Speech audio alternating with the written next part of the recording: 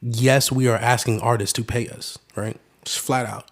And I don't have any reservations about that because you keep everything, right? You pay us, but then we use 75% of that budget towards your career, and then everything you make off of that you own, rather than a record label who gives you an advance, and that's a loan, and then on top of the loan that you owe them back, you then give them ownership of your music for forever, right?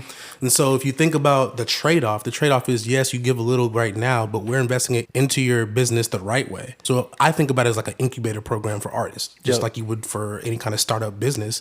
We're doing the same thing. We live in a world that's kind of crazy right now. Are you adding more to the system than taking from it? I wasn't willing to tell myself that I didn't believe in myself enough to make it work. Come to Austin, just do cool stuff. That's the Cover Charge. What's up, everyone? This is Nick Shank, host of the Cover Charge podcast. Our guest this episode is Cam Turney, aka Cam The Tastemaker. What's up, Cam? Thanks a lot for joining. Man? Thank you for having me. I'm really glad to be here. Cam and I met early in, probably mid 2020. I was working to organize Third Lamar's Rooftop Live with Tony Stolfa, head of production at Third Lamar. We were trying to put the lineups together for, I think, our second and then our third show. And I quickly realized I was out of my depth, didn't have the relationships with the bands in Austin the way I knew other people did. And I was introduced to you through, I think, the manager for Kid Jones, a rapper in Austin. And immediately we hit it off. You helped us find some bands for our third Lamar's Rooftop Live. It was great to have those relationships, but I learned more about your business, and I thought you'd be a great guest to bring on the show to talk about rentarecordlabel.com, your new business venture, and then also just about the music community in general. I really appreciate that. I mean, that's exactly how it happened, and it was very fun, so I appreciate the Kid Jones manager for that, because that was a really good connection, and I think that we've done some really cool stuff since then, so thank you. But yeah, I mean, a little bit of what I do, I have started a thing, again, I go by Cam The Tastemaker, so I started Tastemaker Group, which is now going to be like a sonic branding company, is what I like to call it. And basically, we want to give the sound to whatever, an artist, brand, or event. And with that, the first of 9 kind of solutions that we have under this group is rentarecordlabel.com.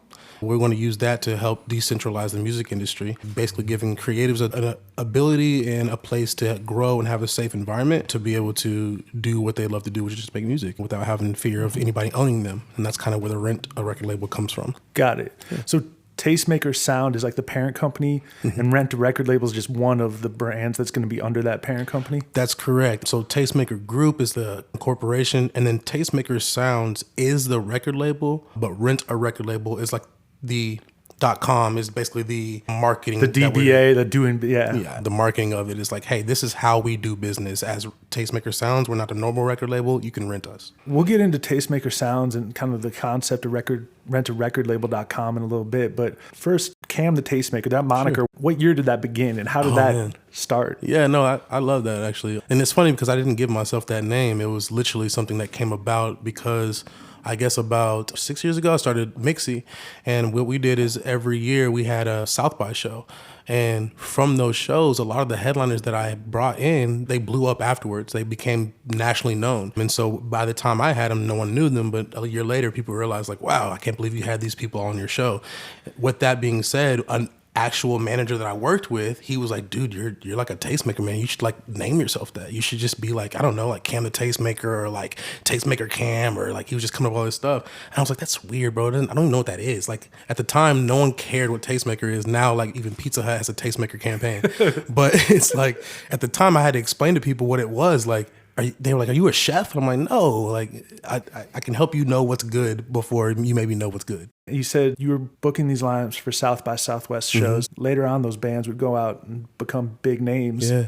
Can you list some of those bands? So Flip De Niro, who's now with Cinematic, he had a song, Leave Me Alone. That song he performed like twice at our show before it even popped up. And then we've had people like Il Chris, we've had Dave East, we've had, he wasn't performing, but T.I. showed up to our show. We had Trey. We've had, Man, it's just so many. JIDK was our very first headliner actually like 7 years ago, and now he's huge. He was on the cover of Forbes. So yeah, it's just stuff like that really kind of paved the way for me. And so typically the genre that your specialty lies in is hip hop, R&B? Yeah, when we were throwing the shows at Mixie, that's what we were focused on for sure. And so I would say that is my specialty, but I am very open to a lot of other music. I love music. It's just that I see that there's an opportunity specifically for that group of individuals that maybe is not being seen for other people. Yeah, I mean, you told us about Dossie and Urban Heat, bands that go far beyond those two genres. Sure. Well, I appreciate that. Yeah, they're great too. And that's the thing, right? Like, I think good music definitely spans across genres, of course, right? But like, I am able to, even if it's not like my main thing, I'm able to see like, dude, this is good. You know, this could be placed on whatever TV show, or this could be. That's also kind of my thing as a tastemaker. Like, I can feel it. You know? Yeah. For sure. So growing up, you went to middle school, high school in Round Rock, played soccer. You ended up going to UNC Wilmington, playing college soccer. You actually came back to Austin, played for the Austin Aztecs, semi-pro soccer. That's a cool story in itself. I'm just imagining you as a kid being obsessed with soccer and music. Is that pretty much dominate your life? Everything, bro. I mean, it was even to the point like my soccer coach in college didn't really like that I was so involved with music. I literally made a song for my college before I even got there, and it was MySpace days. So I put it on MySpace and I sent it to everybody that was going to UNCW at the time. And so they put it on their MySpace page. And when I got there, the basketball team asked me to like perform at halftime shows, the song, right? And I made a song for the school. My coach hated that shit, right? Hated. Oh, can I cuss? My bad. Yeah, no, you can. Go for it. But yeah, it was one of those things that like I was a freshman coming in, and he just thought that, man, are you doing music or doing soccer? And I was like, I thought college was to figure out what I want to do, you know? Yeah. But it is true. I went to that school specifically to chase a national championship. I put my music on the back burner because I could have went to like Belmont or like music schools, and I decided like I was just cocky and I was like, I won't even win a national championship. But it's, you know, that's what happened. Yeah. Cam The Tastemaker Instagram, you have a series of videos explaining kind of what a tastemaker is and your whole sort of business, your concept. And one of the Instagram posts I noticed, it said, from a young age, I knew I had a gift. And so even before you went to UNC Wilmington high school, were people like, oh, dude, Cam's got the best mixtapes, or like, I got to get some music from Cam? Yes. How did that develop? Honestly, bro, it was just the fact that I hated hip hop at the time. At the time when I was a kid in high school, like I hated the music that was coming out, and I wanted to be the guy that's like, this isn't a terrible genre. Like this genre is actually real, and I can give you good music that you'll like. So it's really one of those times where it's like, and I say this on this video actually, is like, I remember in school, I was the first person to have a car in like my circle, and all the guys would get into my car and I'd be like, what's going on with you today? How are you feeling? Whatever. And I could put on a song right after they told me, and it would hit perfect for them, you know? And it'd be something I never heard before. It'd be an artist I never heard of before. So I remember the time when one of my friends, Jake Lloyd, who's huge right now in Austin, right? I remember the first time I let him listen to Drake in my car, he flipped, right? He's just like, who is this? I need to know what's going on. Like, I don't even listen to hip hop anymore, but this guy's really the shit. And so, yeah, like that's something that I wish I would have tapped into back then and just known that music and pointing people to things that they like is like literally my talent. Yeah. Everyone loves discovering new music. I'm obsessed with it. I just signed up for a Spotify premium subscription this past summer. Before that, I know it's going to make me seem old as hell, but I was on Pandora a lot. Oh, yeah, right. I still like Pandora. And actually, I learned about more new music on Pandora than Spotify. I've learned. Because Spotify, I like what I like. And then using their algorithm, you can like add new songs to your playlist, but like I don't really find new music that way. It's not that great. It's not great for it. So like for people listening to this right now who they know what they like, but they want to discover new music, like what's like a 3-step guide for them to help them find new music? For Spotify specifically, it's the artist that other fans like. I think it's at the bottom. It says something like that. So you can scroll to the bottom and just see like, okay, if I like this artist, what other people that like this artist listening to? And so you might find it. And that's the way I found the best discover on Spotify. But for anything else, it's really going to be just like, I go off of the people that you don't know their names on a major person's album. You know, so they might have somebody that's singing in the background and it's like featuring this person, right? And you go find that person and you just realize that they're going to be the ones that are next up on something. And then you can find great music just by seeing who's related to the people that you listen to. That's really how I find it. What about in Austin specifically? Because you're known to throw out playlists of just underground Austin artists. Yeah.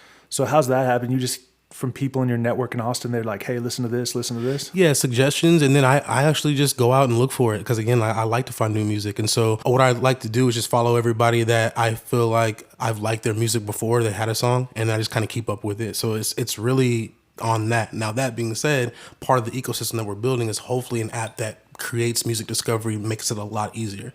There are apps out there where there's music sharing, but I don't know.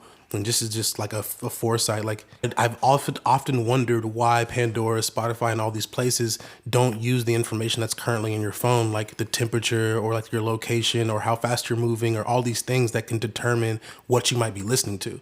So if you know I go to the gym, like you remind me that I go to the gym every morning at 9, so that I need to leave at a certain time. Well, why when I get to the gym don't you turn on the certain music? Why do I have to go back to my phone to then turn on the music that I listen to at the gym every day if you know I listen to this music at the gym every day? So that's what I want to do, is create an app that's like just uses the information that's there for you. Yeah. And then we suggest music. It's a Tastemaker app. We suggest music to you. That's a good point. There's a guy I met in Austin not that long ago, played in the NFL for the Miami Dolphins as an offensive tackle. I think he played at University of Miami too. Nice. His name's Jason Fox. He started an app called Earbuds.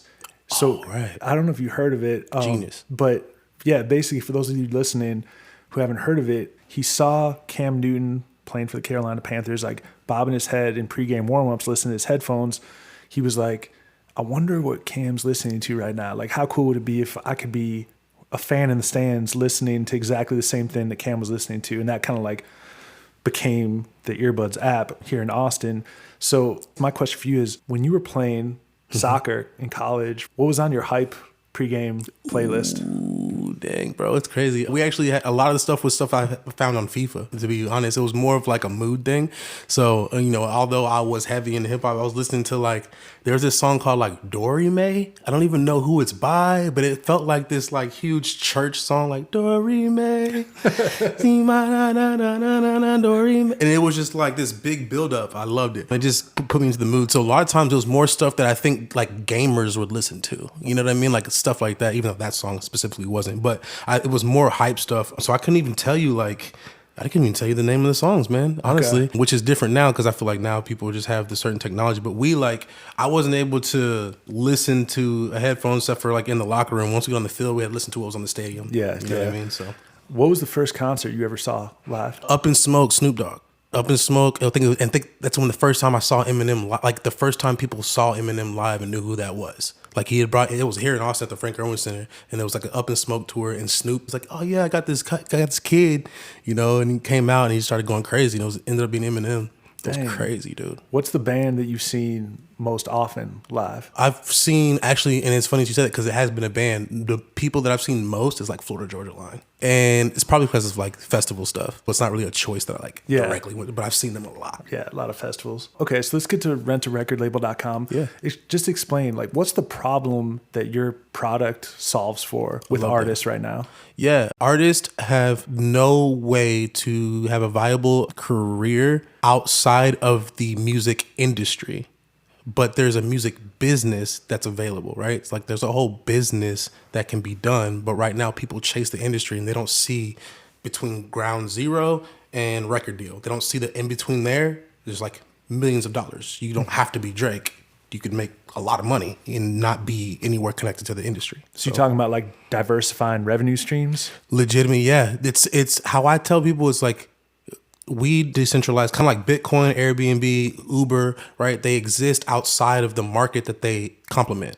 So in this 9 steps, we'll have a whole music industry outside of the one that everybody's chasing that allows people to live in this industry over here without it being something that's like some big dream thing. You can actually just be here and do exactly what artists do. And for example, like we give advancements, we do all the same things but we do build your LLC, right? So like you're not gonna go to the label and they're not gonna help you build a business, which is why you can't partner with them, is because you're just a person and they're like, here's $1 million, and you're like, I'll take it. Mm-hmm. But if you're a business and you have fans that you've built yourself, you have data, you have all this other stuff, it's a different conversation. But what I want to do is make it to where you don't have to have that conversation with them because you're making $20,000 a month because you have 1,000 people. That's it. But if you get 1,000 fans to pay you $10 to $20 a month, bro, you don't need you don't need anybody. It's kind of funny you brought that up because I was listening to the How I Built This podcast, and Jack Conte who's the CEO of Patreon. He started this band, Pamplemousse, and was just trying to figure out ways to make it sustainable. That's it. And a lot of people were doing like Kickstarter campaigns so that their fans could fund their albums. Right. And Jack was like, hey, if people just pay me $5 to $10 a month, I can make it happen. And obviously Patreon's huge now. And I noticed that Bronze Whale, another band you kind of introduced to me, Austin electronic band, they started a Patreon. Yeah. So that obviously that's just one way bands can monetize their audiences. I guess, what are some other ways that just the average layperson may not even realize? Right now, everybody's wants to be on Spotify. They want to be on Pandora. They want to be on, but it's like, again, if you have maybe 500 people that'll pay you $5 for your album, put it on your website, let them buy it from you.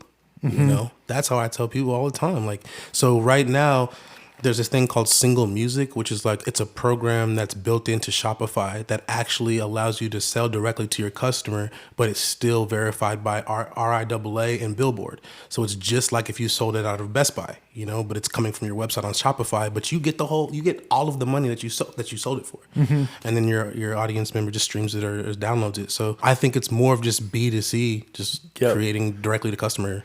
Yeah, on a previous podcast, Adam Jones, he's the CEO of Holodeck Record. He's a member of the band Survive. I didn't know that. Yeah, he was talking about the best way to support a band that you like is to buy their music off their Bandcamp page. Yes, sir. Do you think that's a good idea too? 100%. I use Bandcamp in our rollouts, basically. So like, I'll say, you know, like we try to weed out the super fans, right? And so we'll put it on Bandcamp and see who buys it there. And then like, we'll rev them up and be like, hey, here's a free song that didn't even come out, like that didn't even come out, or it's not going to come out ever. But because you bought it from Bandcamp, now you have this other song, or you get this, you know, percentage off on merch. And it came out a week before the song actually came out on Spotify. So there's a lot of that kind of stuff. There's a lot of just funneling fans, man. Funneling them. So what's the strategy if somebody's got a lot of views on YouTube, they got a lot of views on Spotify? How can they use that to drive people to the actual channels where they can make money? That's a great question. So I use those as... How I feel is you have to have their website. That's the number one, like, because you have your home base. And then these things are just like your promoters, right? So they go out and do promoting for you to bring people back. So it's the bio, it's the content that you're bringing, it's the actual driving of people. So pixels are huge, right? If you get the pixels out, then you can retarget these people. So it's things like that. It's literally like, I know artists don't want to hear this, but you are a digital marketer who happens to be an artist. That's really what the world is right now. Okay, you have to learn how to do that. And so, yeah, I mean, you just have to find out. So if it's YouTube, it's like making sure your bio is right, making sure all of your social media is in the description of the video, and then, you know, making sure people get the notification, all the things that are right within that platform, and then having a pixel that thing brings it back to your website. Same with Facebook, Instagram, all those other things as well. It's just you should use them as promoters. Yeah, I'm glad you said that digital marketing piece. Because it is true, and I've thought about this when we're putting on Third Lamar's Rooftop Live. We obviously book bands that we like. Number one, we just like their music. Yeah, huge. But number two is like we need to monetize the Rooftop Live through either subscriptions or just eyeballs. Right. And so we're counting on these bands' fans to watch, to tune in, to subscribe. Right. And so like we're also paying these bands because we're counting on them to get their fans fired up for watching them. And so it's like we can only do so much because we don't have that access to their fans. Sure.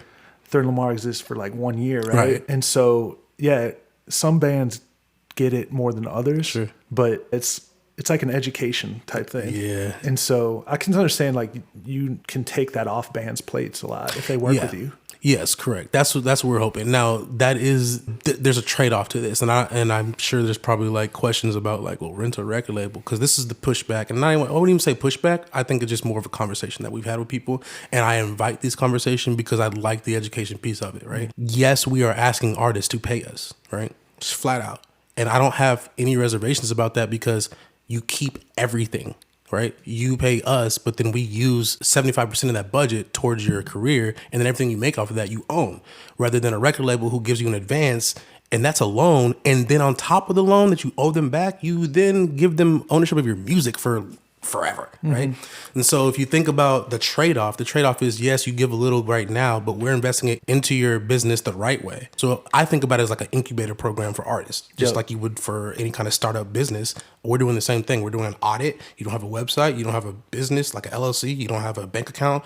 all these things that we're going to do with Spotify don't matter if you don't have this right. Yeah, those are all the things You know? that probably kill the creative process. Like if you're in a creative mood and you're thinking about, oh shit, all this paperwork for sending They up don't an want LC. to do it. Yeah, So that's why we're here. Pay us. We got you, you know? Yeah. Random question. I noticed on your YouTube channel, you posted one video explaining what you're all about. Sure. You have 1,500 subscribers on your YouTube channel. Yeah, man.